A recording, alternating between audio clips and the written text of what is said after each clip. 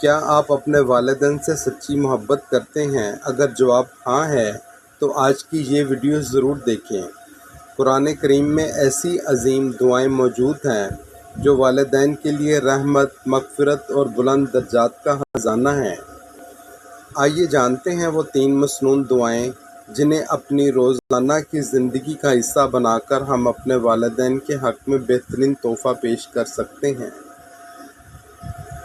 رب ارحمہما کما ربیانی صغیرا، اے میرے رب ان دونوں پر رحم فرما جیسا کہ انہوں نے بچپن میں میری پرورش کی۔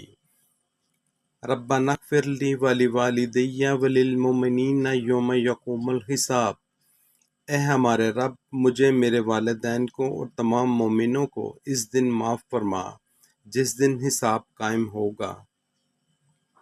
رب اغفر لی ولوالدی ولمن دخل بیتی مؤمنا وللمؤمنین والمؤمنات، اے میرے رب مجھے، میرے والدین کو اور جو بھی ایمان کے ساتھ میرے گھر میں داخل ہوا اور تمام مومن مردوں اور عورتوں کو معاف فرما۔